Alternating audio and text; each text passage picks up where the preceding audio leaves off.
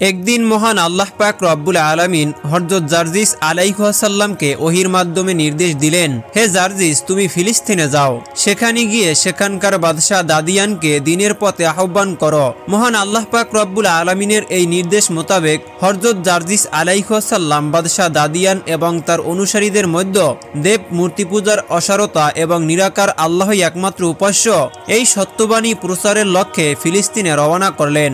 বহু পথ অতিক্রম করার পরে হযরত জারজিস আলাইহিস সালাম বাদশাহ দাদিয়ানের দরবারে এসে উপস্থিত হলেন এবং বাদশাহ দাদিয়ানকে বললেন, হে বাদশাহ, তুমি অনেক জ্ঞান সম্পন্ন একজন ব্যক্তি, অথচ প্রকৃত উপাসকের উপাসনা না করে যার কোনো অনুভূতি নেই তার উপাসনা করছো। এটা আসলে খুবই আশ্চর্যজনক যে নিজের কল্যাণ এবং মঙ্গল করতে পারে না, সে অন্যের কল্যাণ করবে কেমন করে। আমি আশা করি তুমি এইভাবে মূর্তি পূজা বন্ধ করে দিবে। হযরত জারজিস আলাইহিস সালামের কথা শুনে বাদশাহ দাদিয়ান বলল, আমার উপাসক মানুষের কল্যাণ করতে পারে না, তবে কল্যাণ করতে পারে কি তোমার উপাসক? তুমি তো বাস্তবেই দেখছো আমার উপাসকের ক্ষমতা আছে বলে সে আমাকে বাদশাহী এবং ধন সম্পদের মালিক করেছেন। পক্ষান্তরে তোমার উপাসক অক্ষম বলেই তোমার কোনো ধন সম্পদ নেই, বরং তুমি অভাবগ্রস্ত অবস্থায় দিন যাপন করছো।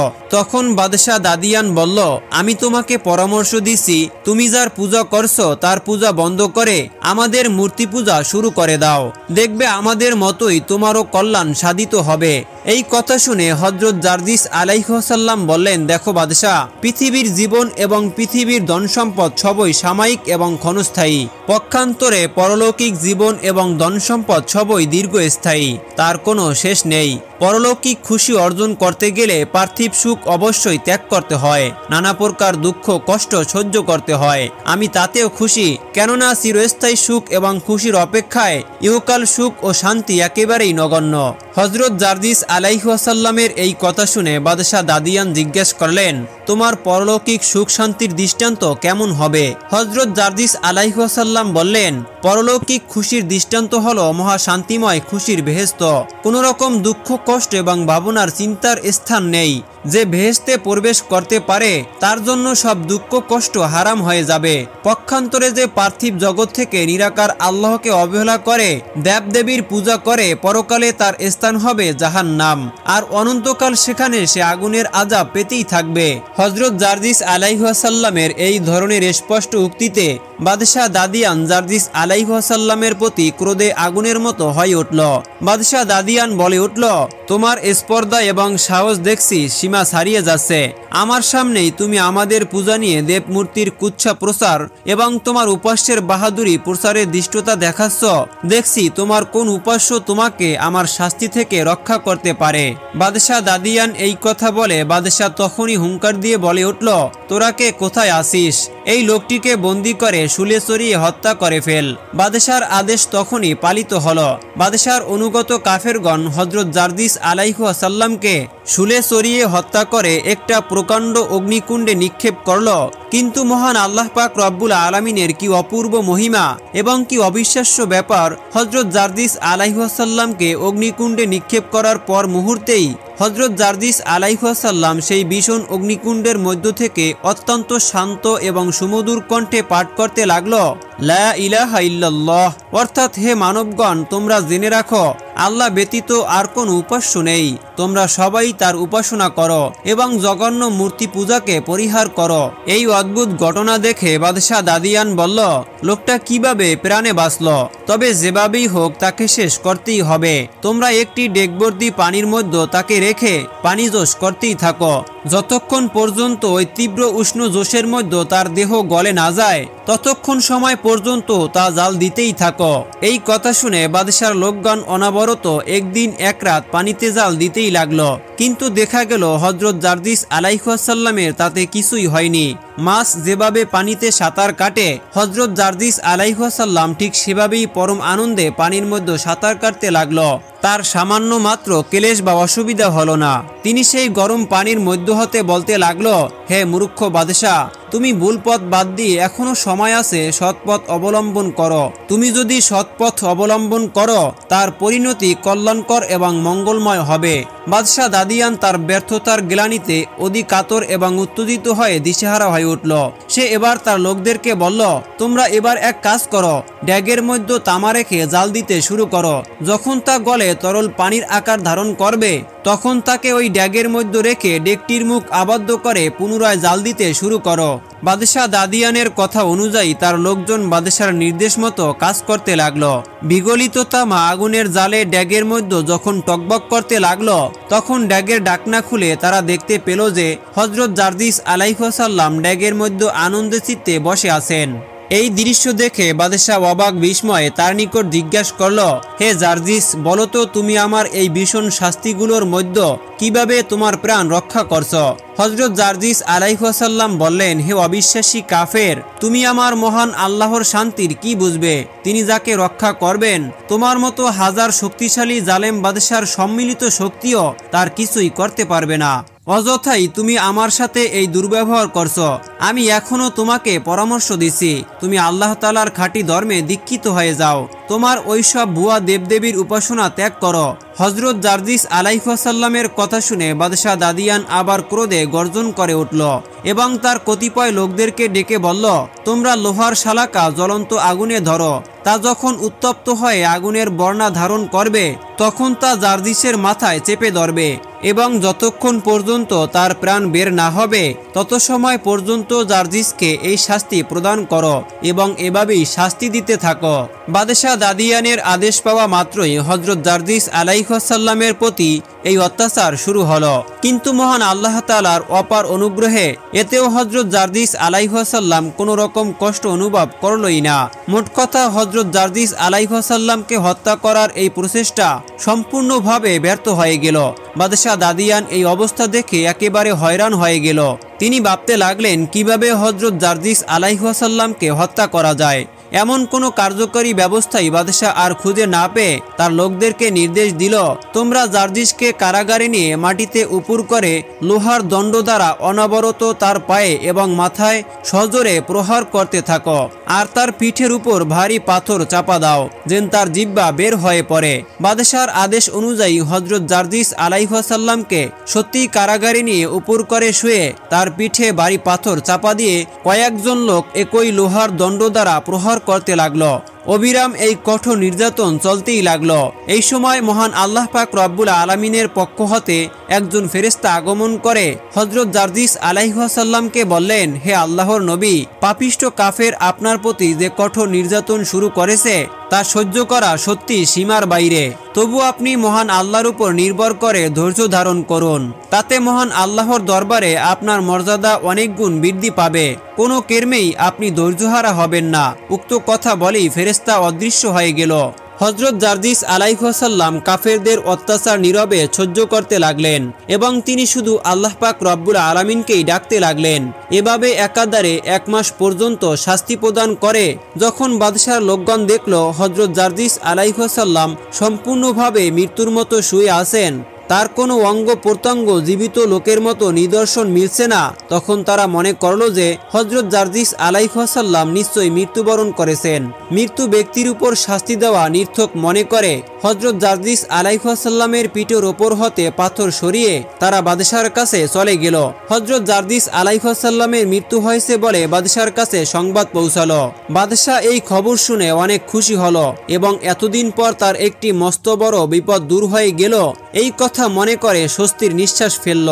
কিন্তু পরদিন যখন বাদশাহ দরবারে এসে শাহী কার্যক্রম শুরু করলো ঠিক তখনই হযরত জারজিস আলাইহিস সালাম বাদশার দরবারে উপস্থিত হয়ে বললেন, হে বাদশাহ, আমি তোমার দরবারে আবার আসলাম এই জন্য যে এখনো তোমার হুঁশ হওয়া উচিত।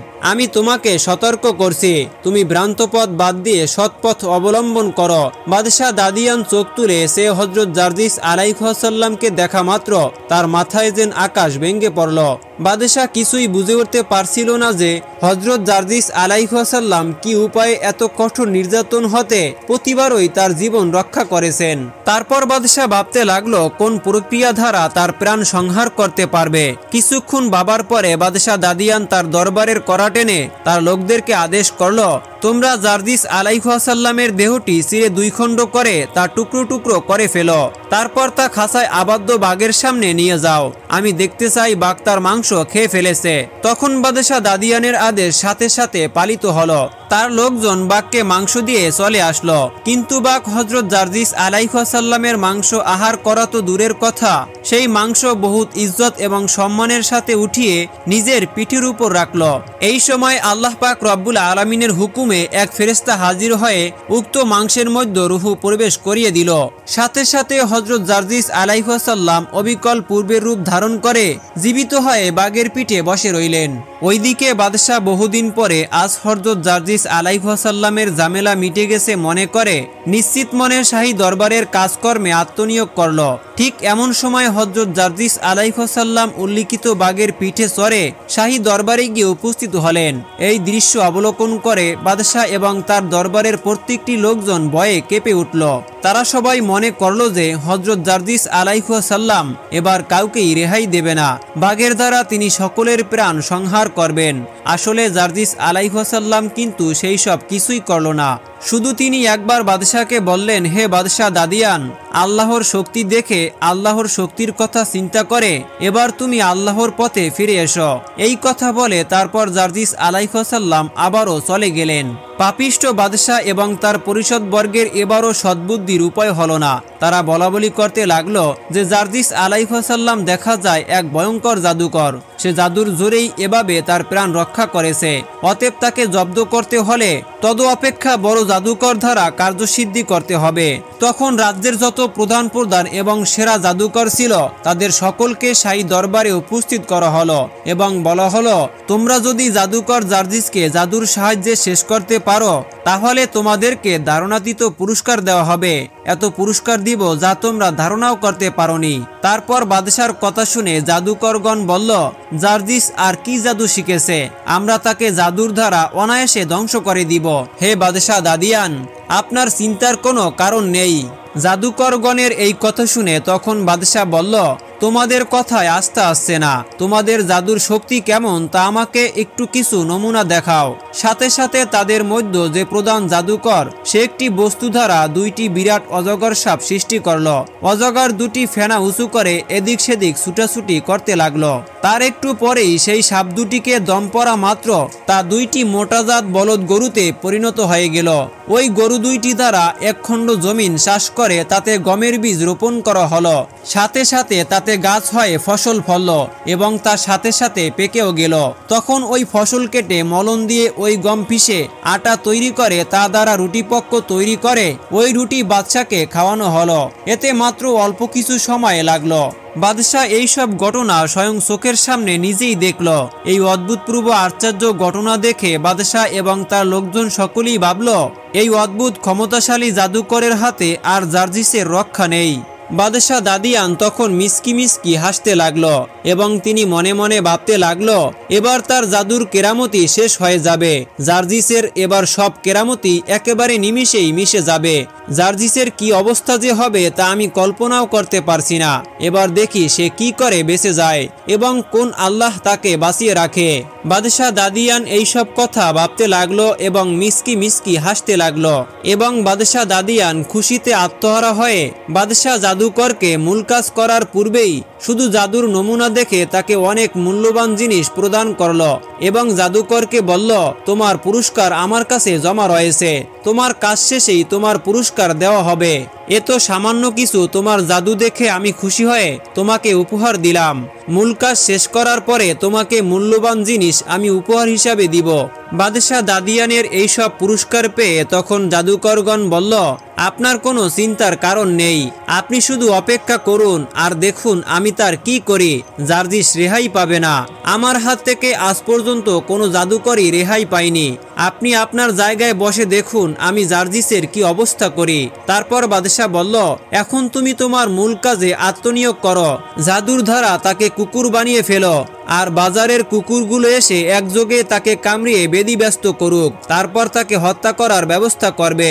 জাদুকর বলল, জাহাপনা, তাকে কুকুরে পরিণত করা তো একটি সামান্য কাজ, তবে আপনার যখন ইচ্ছা আমি তাই করছি, আপনি অপেক্ষা করুন। তারপরে জাদুকর এক পেয়ালা পানি এনে মন্ত্র পড়ে তাতে দম করল। তারপর বাদশাকে বলল, জাহাপনা, এই পানিটুকু জার্জিসকে পান করিয়ে দিন। বাদশাহ হযরত জার্জিস আলাইহিসসালামকে দরবারে এনে উক্ত পানির পেয়ালা সামনে ধরে বললেন, হে জার্জিস, তুমি এই পানিটুকু এখনই পান করো। হযরত জার্জিস আলাইহিসসালাম কোনো রকম ইতস্ত না করেই আল্লাহর নাম করে সমস্ত পানিটুকুই পান করে ফেলল। পানি পান করায় তার ভেতরে কোনো রকম প্রতিক্রিয়াই দেখা দিল না। তখন জাদুকরগণ আশ্চর্য হয়ে জিজ্ঞাসা করল, হে জার্জিস, পানি পান করে তুমি তোমার মধ্যে কোন রকম ভাবান্তর লক্ষ্য করছো কি? তাদের প্রশ্ন শুনে হযরত জার্জিস আলাইহিসসালাম বললেন, ভাবান্তর কি লক্ষ্য করব? তবে আমার খুবই পানির পিপাসা পেয়েছিল। তোমাদের দেয়া পানিটুকু পান করে আল্লাহর রহমতে আমার প্রাণ শীতল হয়ে গেছে। এই ভাবান্তরটুকু আমি অবশ্যই লক্ষ্য করেছি। হযরত জার্জিস আলাইহিসসালামের উত্তর শ্রবণ করে পাপিষ্ঠ কাফেরগণ একেবারে আশ্চর্য হয়ে গেল। তাদের মুখ থেকে আর কোনো কথাই বের হলো না। তারপর জাদুকরগণ বাদশার কাছে বলল, জাহাপনা, আপনার বিরুদ্ধে যদি কোনো প্রবল পরাক্রান্ত সেনাপতি বিরাট সেনাবাহিনী নিয়ে আপনার সাথে যুদ্ধ করতে আসতো, তবে আমার জাদুর জোরে তাকে দলবলে নিপাতিত করতে পারতাম। কিন্তু ওই জার্জিসকে মনে হচ্ছে খুবই পাকা জাদুকর। তার শক্তির সাথে আমরা কুলিয়ে উঠতে পারবো না। জাদুকরদের প্রধান ব্যক্তি হযরত জার্জিস আলাইহিসসালামকে লক্ষ্য করে বলল, জার্জিস, আমরা আজ নির্দ্বিধায় স্বীকার করছি এই যুগের দুনিয়ায় সর্বশ্রেষ্ঠ জাদুকর তুমি। তোমাকে ওস্তাদ বলে মেনে নিতে আমার কোনো আপত্তি নেই। মনে হচ্ছে তুমি স্বয়ং ভগবান তুল্য ক্ষমতার অধিকারী। নয়তোবা আমরা তোমাকে যে পানি পান করিয়েছিলাম, ওই পানি পান করার পরে এতক্ষণ পর্যন্ত বেঁচে থাকতে পারে এমন কোনো লোক এই পৃথিবীতে নেই। অথচ দেখছি তোমার ওপর ওই পানি কোনো আসরই করতে পারেনি। হযরত জার্জিস আলাইহিসসালাম বললেন, হে জাদুকর, তোমরা তোমাদের খেয়াল অনুসারে আমার সম্পর্কে ভুল ধারণা পোষণ করছো। আসলে আমি কোনো জাদুকরও নই এবং কোনো ভগবানও নই।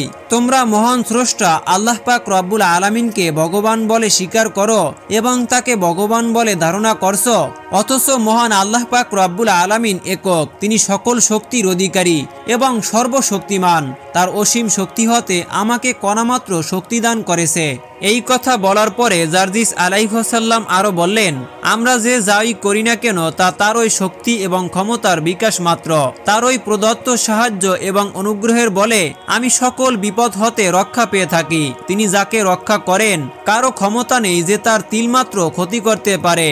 আমি তার হতে তার বাণী প্রচার করতে প্রেরিত হয়েছি। হযরত জার্জিস আলাইহিসসালামের কাছে রাজ্যের শ্রেষ্ঠ জাদুকরের এভাবে পরাজয় স্বীকার করায় হযরত জার্জিস আলাইহিসসালামের সুখ্যাতি এবং সুনামও সমস্ত রাজ্যে প্রচার হয়ে গেল। তিনি যে সত্যি আল্লাহর নবী, দেশের সাধারণ জনগণের প্রায় সকলেই তা বিশ্বাস করল। অতএব সর্বসাধারণ বিপদ আপদে হযরত জার্জিস আলাইহিসসালামের নিকটে এসে তার মাধ্যমে আল্লাহর দরবারে দোয়া করতে শুরু করল। একদিন জঘন্য মহিলা হযরত জার্জিস আলাইহিসসালামের কাছে এসে আরজ করল, হে আল্লাহর নবী, আমি একজন অভাবগ্রস্ত অসহায় রমণী। সম্বল বলতে আমার একটি গাভী ছিল। তার দুগ্ধধারা আমার দিন চলত। হঠাৎ আমার সেই গাভীটি মরে গেছে। এখন আমি কিভাবে বাঁচবো আমি কোনো উপায় দেখছি না। অতএব আপনি যদি মহান আল্লাহর দরবারে দোয়া করে আমার গাভীটি জীবিত করে দিতেন তাহলে আমার বড়ই উপকার হতো। মহিলার কথা শুনে হযরত জার্জিস আলাইহিসসালাম বললেন, তুমি আমার এই লাঠিখানা নিয়ে যাও। তোমার মৃত্যু গাভীর গায়ে তা স্পর্শ করে বলো যে, হে আল্লাহর সৃষ্টি গাভী, তুমি সেই আল্লাহর হুকুমে জীবিত হয়ে ওঠো এবং এই কথার কারণে তাতে তা জীবিত হয়ে উঠবে এবং তোমাকে পূর্বের মতোই দুধ দিবে। হযরত জার্জিস আলাইহিসসালামের কথা মতো মহিলাটি সেই লাঠি নিয়ে তার বাড়িতে চলে গেল এবং মহিলাটি তার বাড়িতে এসে হযরত জার্জিস আলাইহিসসালামের কথা মতো সেই গাভীর কাছে গিয়ে দাঁড়ালো এবং গাভীর কাছে গিয়ে দাঁড়িয়ে বলল, হে আল্লাহর সৃষ্টি গাভী, তুমি সেই আল্লাহর হুকুমে জীবিত হয়ে ওঠো। মহিলার কথা অনুযায়ী সাথে সাথে আল্লাহর রহমতে সত্যিই গাভীটি জীবিত হয়ে উঠল এবং পূর্বের মতোই দুধ দিতে শুরু করলো। সুবহানাল্লাহ, সুবহানাল্লাহ। এরপর হযরত জার্জিস আলাইহিসসালামের এই মুজিজার কথা সারা দেশেই ছড়িয়ে পড়ল। বিশ্বনবী চলে যাওয়ার 2 দিন পর নবীজির দাফন কাফনের কাজ শেষ করে হযরত আবু বকর সিদ্দিক রাদিয়াল্লাহু তাআলা আনহু বাড়ির দিকে রওনা করছিলেন। পথিমধ্যে তিনি দেখতে পেলেন ইবলিস শয়তান দাঁড়িয়ে দাঁড়িয়ে কান্না করছে। তখন হযরত আবু বকর রাদিয়াল্লাহু তাআলা আনহু ইবলিসকে লক্ষ্য করে বললেন, হে ইবলিস, তুমি কেন কান্না করছো? আজকে তো তোমার খুশি হওয়ার দিন। বিশ্বনবী সাল্লাল্লাহু আলাইহি ওয়াসাল্লাম দুনিয়া থেকে বিদায় হয়ে গিয়েছে। এখন তো তুমি হাসবা, এখন তুমি আনন্দ করবা, কিন্তু তুমি কেন কান্না করছো? তখন ইবলিশ হযরত আবু বকর সিদ্দিক রাদিয়াল্লাহু তাআলা আনহুকে লক্ষ্য করে বলতে লাগলেন, ভাই আবু বকর, বিশ্বনবী সাল্লাল্লাহু আলাইহি ওয়াসাল্লামের বিদায়ে আমি নিজেও ব্যথিত। কেননা আমার একান্ত ইচ্ছা ছিল আমি নবীজির সাথে গোপনে সাক্ষাৎ করব। ভাই আবু বকর, আল্লাহ পাক রব্বুল আলামিন যেদিন থেকে আমাকে ইবলিশে পরিণত করে দিয়েছে, সেদিন থেকে আমার নামে জাহান্নাম ওয়াজিব হয়ে গিয়েছে। কাল কিয়ামতের দিন আমাকে চিরস্থায়ী জাহান্নামে বসবাস করতে হবে। ভাই আবু বকর, আমি জানি জাহান্নামের আযাব কত কঠিন হবে। তাই তো আমি অনেকবার চেষ্টা করছিলাম বিশ্ব নবীর সাথে গোপনে সাক্ষাৎ করার, কিন্তু কখনো আমি নবীজিকে একা পাইনি, যার কারণে আমি তার সাথে সাক্ষাৎ করতে পারিনি। ভাই আবু বকর, আমি জানি আল্লাহ পাক রব্বুল আলামিনের সবচাইতে প্রিয় নবী এবং বান্দা হলো হযরত মুহাম্মদ সাল্লাল্লাহু আলাইহি ওয়াসাল্লাম। তাই তো আমার মনে অনেক আশা ছিল বিশ্ব নবীকে দিয়ে যদি আল্লাহ পাক রব্বুল আলামিনের কাছে দোয়া করাই, তাহলে হয়তোবা নবীজির মাধ্যমে আমার অপরাধটা আল্লাহ পাক রব্বুল আলামিন ক্ষমা করবেন। কিন্তু আজ যখন বিশ্বনবী দুনিয়া ছেড়ে চলে গেলেন, তখন আমার সেই ক্ষমার রাস্তাটাও চিরতরে বন্ধ হয়ে গেল। ভাই আবু বকর, এই ভেবে আমি কান্না করছি। ইবলিশের মুখে এসব কথা শোনার পরে হযরত আবু বকর সিদ্দিক রাদিয়াল্লাহু তাআলা আনহু আর কোনো কিছুই না বলে তিনি সোজা সামনের দিকে হাঁটতে লাগলেন। প্রিয় দিনী ভাই ও বোনেরা, এই ছিল আমাদের আজকের ভিডিওটি। আল্লাহ পাক রব্বুল আলামিন আমাদের সবাইকে বিশ্ব নবীর দেখানো পথে চলার এবং আল্লাহর সমস্ত বিধানগুলোকে মেনে চলার তৌফিক দান করুন। সকলেই কমেন্ট বক্সে লিখুন আমিন। প্রিয় বন্ধুরা, আমাদের আজকের ভিডিওটি যদি আপনাদের কাছে ভালো লেগে থাকে, তাহলে এক্ষুনি আমাদের চ্যানেলটি সাবস্ক্রাইব করে পাশে থাকা বেল আইকনটি প্রেস করে দিন। তাহলে দেখা হবে আবার নতুন কোনো ভিডিওতে। সেই পর্যন্ত সকলেই ভালো থাকুন, সুস্থ থাকুন। আল্লাহ হাফেজ।